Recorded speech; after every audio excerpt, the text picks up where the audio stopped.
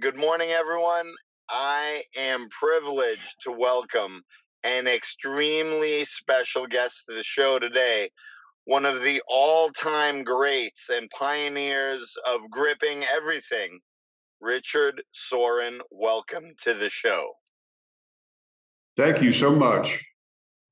All right. Well, I think your name and your company needs no introduction, but for the new people out there who are not familiar with the many years of Iron Mind Milo magazine that I grew up reading and reading about all your accomplishments, why don't you tell the viewers maybe what some of your background and some of your favorite accomplishments in the world of grip are, Richard, please? All right. To cover my career, it's been quite long. I actually took a barbell that was a Christmas gift from my parents when I was 5 years old to kindergarten, toted it on my back because that was the most important thing to me at that time. So we're talking about almost over 60 years ago, my interest in iron started, and it always stayed close to my heart. I was always mechanical because I was an only child, so my world was my backyard, and everything that was in it could be repurposed. I look at things not for what they are, but what they could be. I've always done that and had great luck with that. Um, my grip was first noticed, strangely enough, by my mother, and she always would complain that when I would grab her hand or hold her arm, it would hurt. And I never paid much attention to it because I never sought to injure her in any way. But she said, "Your hands are so strong," and I didn't really know one way or another.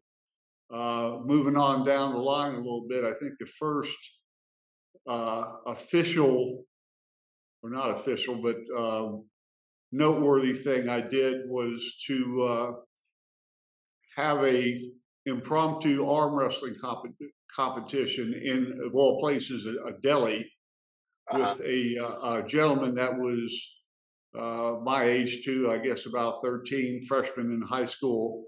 But he was huge. He was over 300 pounds. He turned out to be a national teenage weightlifting champion in a few years later. So he was a mountain of a man. And over a butcher block, we decided we were going to have an arm wrestling contest. Well, I didn't know how to arm wrestle, but I was fairly strong, and we got all set up and locked down. And before I was ready, he squeezed my hand kind of quick and hard, and it hurt. It really did. So I said, "Well, this is what this must be about. You got to really cinch down and get tight and get real." Well, when I squeezed him, about a 4 inch column of blood shot out from each of his fingernails, and it was so ghastly when it happened. He just went limp like a towel and just quit. And that was the first thing telling me that, gee, my grip is a little bit stronger than I figured. I went Wow. on I went on further and did some impromptu things like the blob that I guess I'm credited to having or starting, and it was just the broken dumbbells that I was supposed to remove from a job at a YMCA. Um, I took them home and let them lay around the shop for a long time. And finally, I said, "I got to clean this shop up," and went to move them, and I could move all but the biggest one, which was a half of a 100-pound dumbbell. So I said, "I'm not going to throw this thing away. I'm going to do something with it." Well, that half of that dumbbell still sits in our museum.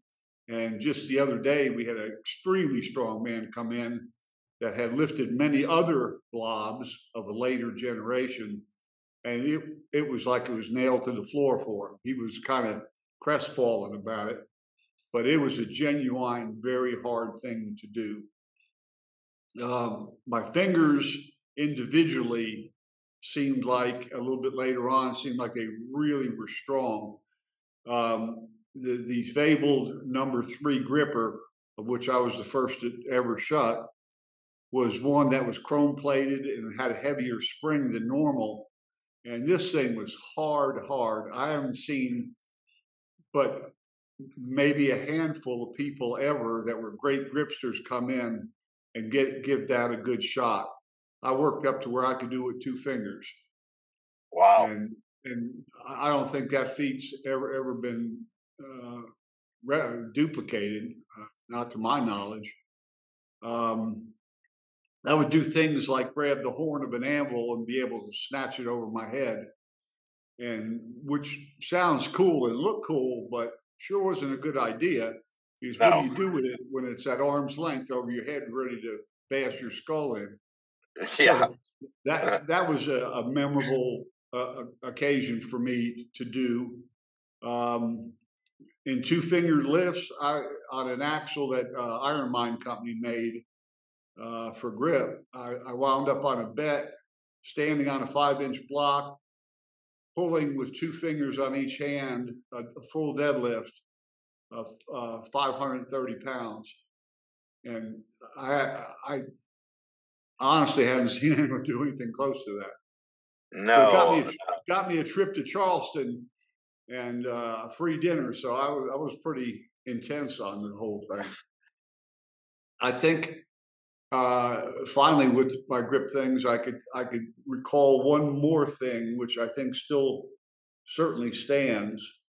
I was extremely adept at doing heavy lockouts with barbells, and my body would give out before my hands would. So one afternoon, instead of doing our regular deadlifts, we put a bar at precisely knee height in a power rack, and it was a brand new Ivanko bar, so it was the strongest one you could have. And I had 2 full sets of calibrated weights. So we started out, and all the guys working out with me, they one by one fell by the wayside. And about 700 pounds, it was still feeling pretty light to me. And so the pull was from knee height. I was raw, no straps, no suit, street clothes, and carefully measured for that bar to rest exactly on my knees. So it was about an 8 inch pull to come to full lockout. We loaded the bar up to what we thought was a little over 1,300 pounds. Wow. And it turned out when we weighed it and double checked all the weights, it was 1331. So Wow. that's something I've never heard of or saw before. We actually ran a contest that if anyone beat that 1331, um, they would get $1,331. Yeah. And the highest anyone got was, I think, a little over 1,000.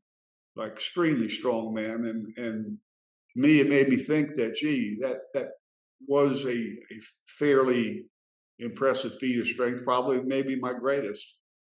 Wow. But those are some memories that, like walking through the pages of life, that my grip always made friends. It always sustained me. It never gave out. Today, arthritis has set in. It's even a problem to button my shirt. But I wouldn't trade it. Wouldn't redo it any other way. Yeah, well, that is a long litany of feats, Richard. I was, of course, well familiar with you lifting the blob and the number 3 gripper. I didn't know about the rack lockout. That is an obscene amount of weight, and just so impressive. Um, what would you, besides obviously you talked about being young and having just a good grip, and then the Delhi incident there, obviously that gave you another clue that your grip was great. What would you tell someone listening to this? What training tips would you give them? Well, people that are involved in grip seem to be a wonderful group of people, but very intense. And I've tried over the years to experiment on a lot of things using what science I could apply to it, and rarely, if they were interested and I thought they were worthy and really giving it a good try, I would give them some tips that I found out that are backed by science. And there's a number of things people do to this day that are just wrong on being able to be successful at grip. They use chalk, which is actually used for gymnastics. It keeps your hands dry, but it's a lubricant, so you could use parallel bars or a high bar. It's not a good idea. And I'm going to say for the first time, probably publicly, you wash your hands really good with warm water. You keep a towel on your belt that has some water on it, because your fingerprints are actually like suction cups, like an octopus would have. And when those hands are just barely going from damp to dry is when you're at your maximum gripping. I've done big weights just by having that difference in change of having my hands clean. And everyone else puts more chalk on. Another thing, when they're lifting something, your hands weren't built for strength. They were built for supporting, moving things in a delicate manner. And I was kind of not condemned, but they were like, "Oh, I would always say, you don't work them till you bleed. You gotta save those hands. You have to use things of the same size in which your goal is.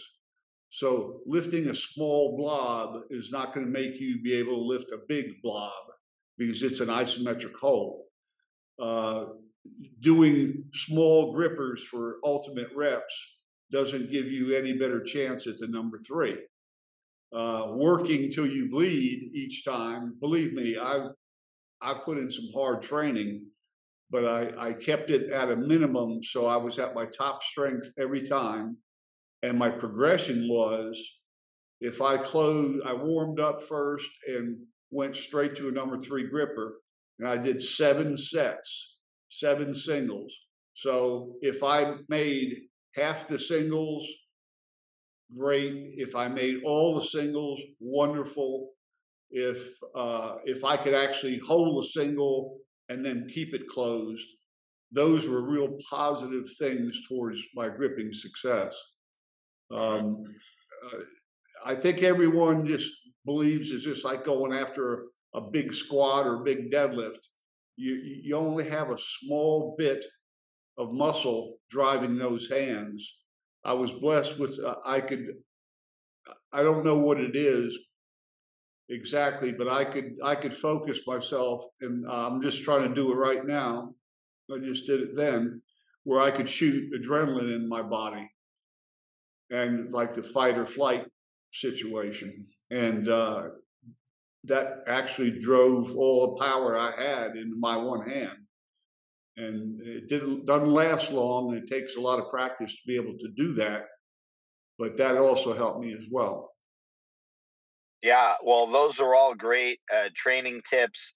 I agree wholeheartedly that the reps and the little blobs don't get you ready for the big time stuff. And I've been fortunate to travel around the world and meet a lot of, world class athletes, including Olympians, and they all know how to get focused, like you just demonstrated there. All the best know how to channel and get fired up when it's time. So grip is no exception. I agree 100%, sir. Right. And if anything, if I was, we did an experiment one time. I'm thinking where it was. I'm trying to think. It was University of Louisville, I believe. And the team was coming out for a good workout in the gym, and as they were coming out, the coach allowed me to hand them a hand dynamometer, which measures the pressure that you could exert. And each one, as they walked by, gave it a good squeeze. And it was unbelievable how the best grips were the best, strongest athletes. That is the fastest test I've ever seen that actually proved there is a connection between the two. of explosive strength, grip strength, and overall athletic ability. No, I do not doubt that 1 minute. I mean, I think if we went into and this is a great segue, sir, to my next question about the growth and the future of arm lifting as a sport. I think if we went into the NFL and NBA and found the biggest, strongest guys there and gave them an axle and told them to double overhand deadlift, I think a lot of the world would be surprised at just how good those numbers would be. What are your thoughts Well, on? I think you're exactly right. I think some things in grip are closely related to your hand size. I've seen men big enough that could to wrap their hand all the way around an axle and actually hook grip the tip of their index finger with their thumb. Now that changes the whole thing. That's, you talk about Right. pounds and pounds of difference. If Correct. you're dealing, my hands were actually, if I got in a grip contest, they would be in the small group, not the large group. They're large, but they're not exceptionally long fingered or anything like that. So I was at a disadvantage in some of the the tests that involve large diameter items to be lifted.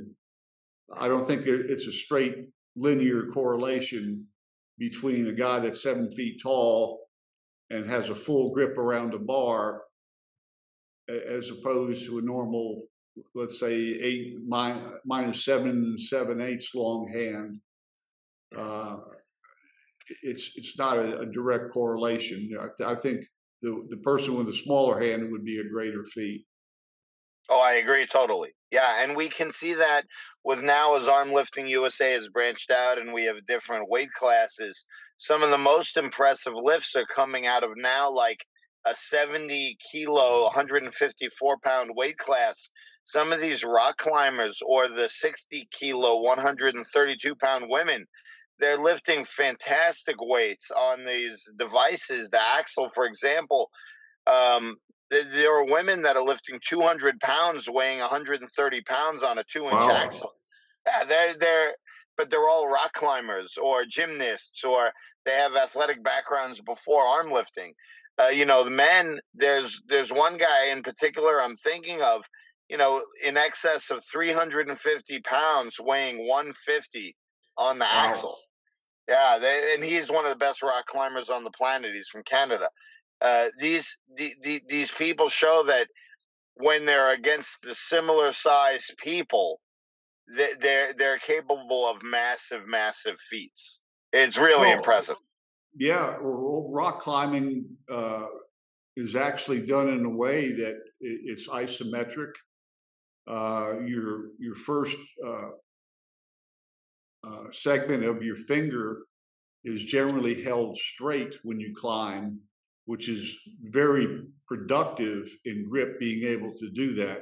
I've done all my deadlifts. My best deadlift with two fingers is 552. Wow. Uh, Mm. and it's because I don't grab, and that's the thing I was going to mention before. People grab at something to be arm lifted or pinch gripped or whatever, and they are actually pulling their hand off the object by bending their arm. You have to use your arm like a cable. It needs to be dead straight. Your shoulder needs to be down, and you squeeze as hard as you can, and then just simply stand up. You're not pulling on the object, you're lifting it. Yeah, I've seen at some very big competitions that lifters, especially who are very explosive, maybe some track and field athletes or they have an Olympic weightlifting background, actually do just that, pull their arms off the bar. I've seen it. Yeah, it's a simple thing, but people don't do it. I study a lot of the science of of an object or how to lift an object before I go about trying to do it, and it certainly helps. It's a thinking man's game too. Well, I agree for sure on that, 100%. Um, yeah. So, what do you think the future is as arm lifting grows? What do you think the future is for competition as a strength sport, because we're putting in a lot of time and effort. I know I am, to make the thing grow. And our latest competitions, we have 70 people coming to Orlando from the world championships. We had 85 people at the Arnold Classic in Columbus in Yeah. March. We're really starting to get some heavy participation. What are your thoughts? Which I really like. We, for some reason, we're right outside of Columbia, South Carolina, and a few people that I've met and trained are among the best in the world. First person ever to close with a credit card of 3.5 works for us. Powerful man, 1,000-pound squatter in his day. We have someone who is, when we had the contest at the Arnold's Mighty Mitts, and he actually did more repetitions with an axle deadlift than all the rest of the competitive people that he went against. So he did more reps by himself than 8 other men did that were the best in the world. He was probably has the strongest hands in the world if he chose to work at them. Who is that? I know. His name is. Excuse me. Yeah, no, I know the gripper is Tex Henderson, right? Closing the 3.5. Yes, he's the one that works for us. Right. But we had a partner of his that they kept talking about him, but he would never show up. And finally, I got to meet him one day, and the things I've seen him do are unrivaled in my entire life of watching feats of strength. Wow. Yes, I mean, doing things that carrying a pair of anvils, 173-pound anvil, which was exactly the weight, shape, and company that made the Jowett anvil. He carried a pair of them 75 feet. Wow. By the horn. I mean, there's some amazing. Rich Williams is. Rich Williams. Yeah. If he chose really to go after it, you couldn't touch him. I saw him do an unofficial axle deadlift at 560.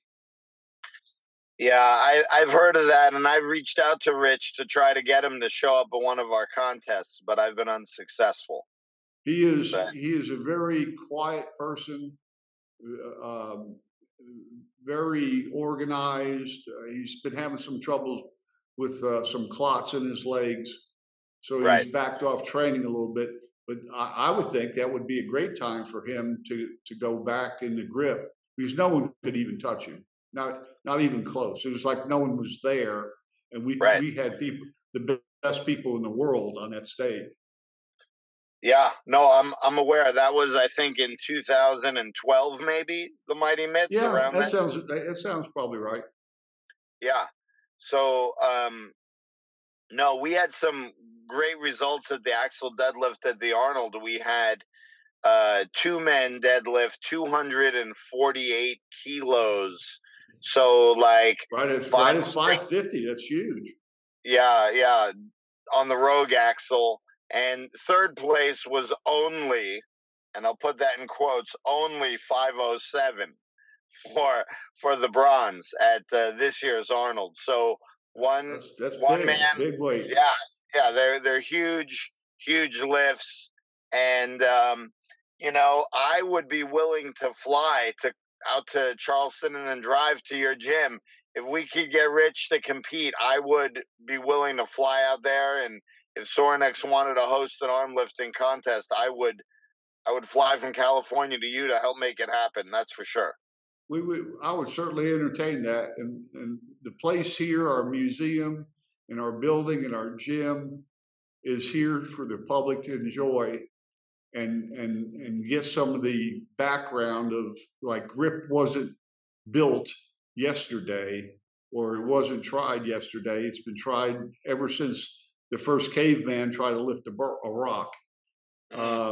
It's a very important part of your athletic being to have a strong grip. Because if you can't hold on to it, what good is it?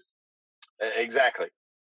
You know, so I think the people are getting to be of a finer nature about grip, as far as not being a lot of infighting, petty stuff, and trying to you know downgrade other people. It seems Right. like they're accepting it. They're becoming really good about good sportsmanship. I like that. I like to see Texas back training a little bit, and is doing quite well. But I, it was my baby. I loved it, and I had some fun doing some lifts, and there's a lot of things I can remember where I was, how it felt, everything, and I like to share that with other people to get that same feeling of success. Well, I fully echo the sentiments. When Ode Haugen and I founded Arm Lifting USA in 2018, I've heard many stories from Ode, who I'm sure you know quite well, Yep. and I we went to Russia in 2017. We wanted to bring it to the people. It's growing very quickly right now, and I want to just expand it. Ode's kind of gone into a retirement. I've taken over the operations, and Ode's still lifting though. That's for sure. Oh, he was a strong man, and really dedicated to it. I never forget. I was at the Arnold's and I remember it was pouring rain out, and he decided he was going to take an inch dumbbell that we were producing, and he was going to take it back on the plane to California. I said, "Good luck with that." But he snatched that thing up, and he was running through the raindrops to get to the hotel. It was quite comical. I He has a heart of gold. He's a good man. Yes, and I can just envision an angry wet Viking running through the streets of Columbus with an inch dumbbell. I Yeah, can definitely it was different. It certainly was. imagine. Okay, Richard. Well, I think that is a perfect story to wrap up our interview. I really appreciate from the bottom of my heart you taking the time to share your knowledge and expertise with the viewers and provide a little historical reference for what some people can do regarding grip. I really, truly appreciate it. So thanks for taking. It's been a great pleasure visiting with you. And if I could do anything to help the sport along, I will certainly try my best to do so. Okay, well, we'll talk with Olivia and the boys, and we'll figure out this summer if we can put something together at the headquarters in South Carolina. I would be Yeah, yeah, possibly even at Summer Strong. That would be fantastic as well.